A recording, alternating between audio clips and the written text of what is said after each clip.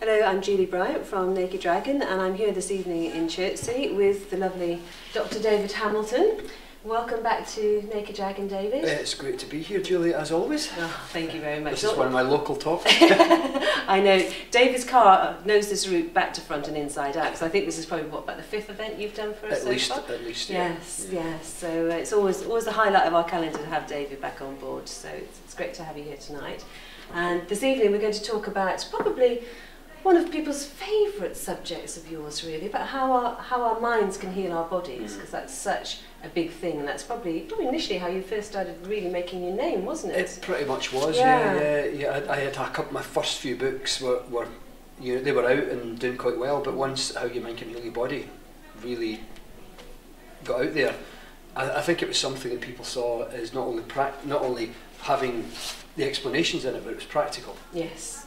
So I think that really took off in a big way, and my speaking schedule increased overnight. I know, you must be one of probably the busiest speakers in the whole of the UK, really, aren't you? In fact, we were talking about this a few minutes ago. You're here, you're there, you're everywhere, and it's time to take a little bit more care of yourself, hence the new work that you're doing as well, all about self-love. So you're going to be a walking, talking example of how to love yourself. I know. And I came up with the idea, I realised that, so many people need to learn to love themselves, and I have to honestly say, even though I've got 7 previous books, I would say, we're all human. Everyone's human. We all have our strengths, but we have our weaknesses as well. And one of my weaker areas, if I'm really honest with myself, is in loving myself. And loving yourself isn't this narcissistic thing of saying I'm great, I'm wonderful. It's about having compassion for yourself and having respect for yourself and being kind to yourself, looking after your own needs. Yeah. It's a many-faceted shape, so to speak. So I decided that probably the best way that I could really get the subject is the way that I do with every subject. If I really want to get something and understand it, then I immerse myself fully in the subject. So what better way for me than to write a book on it? And since I started working on the subject, I've taken huge steps, huge strides, I should say, in loving myself a bit more. Yes. And I'm loving it. For me, it feels like the most important subject that I've touched on in my entire career so far as a writer, and probably my most significant book for me since I wrote my first one. And incidentally, that is the 7 years apart. It's like a wee cycle of 7 years from the day that Hay House published my first book.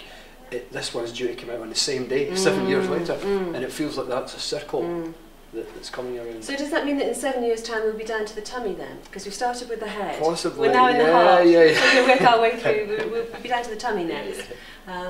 So the new book is going to be, what's it called again? I Heart. That's right. Me. I Heart. I Love Me. I Heart Me, I Love Me. The Science of Self-Love. The Science of Self-Love. The reason it has to come out, it has to be on Amazon as Heart, because we're using a symbol. Right. So the book doesn't actually have the word heart or love, it just has the symbol. Yeah. So the way it gets listed in the book as a book title in stores and on Amazon is with the heart, because it is a symbol. Oh, I see. Oh, clever. Which is good, because that's how I imagined it anyway, because I think that when you say I heart me, it makes it kind of cool, and I think some people do have this negative connotation about loving themselves. Some people think it's more of a narcissistic thing. Yes. So I thought heart was a bit more light-hearted. Yeah. Light-hearted, I just thought. Nice one. It evolves, doesn't it? To go along. That's wonderful. So you've already started working with the subject with groups of people, and I have the privilege of joining you in a couple of weeks' time as part of that course. I'm really looking forward to that. So that will all be on the subject of the science of self-love.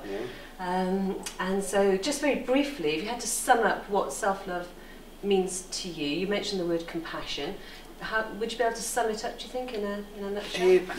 I would say, rather than just, it's not. I don't think self-love is just one thing, because it's different to different people, and it depends where you are in your life. Yeah. So for some people, self-love is about having more respect for themselves. For other people, it's silencing that inner voice of criticism and developing compassion. Yeah. For other people, it's taking more time for themselves. It's showing themselves kindness.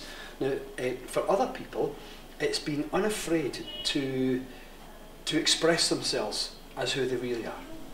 Because some people are a bit you know, kind of hold back based on what they think other people's opinions of things are. So true. it's being unafraid of doing that. So rather than one definition, I would say people should take the subject for what it means to them. Yes. You know, so it's not just the one definition. It really boils down to what's relevant to you in your life at this particular moment. And it feels lovely. The whole message has a really beautiful, soft, gentle, kind energy around it. So I know it's going to be hugely successful for you. And I feel very honoured to be privileged to be in at the beginning of a new journey for you. So welcome back. Thank you very much. On with a lovely evening. Yeah, Thank you very much. Thank you. Thanks, David.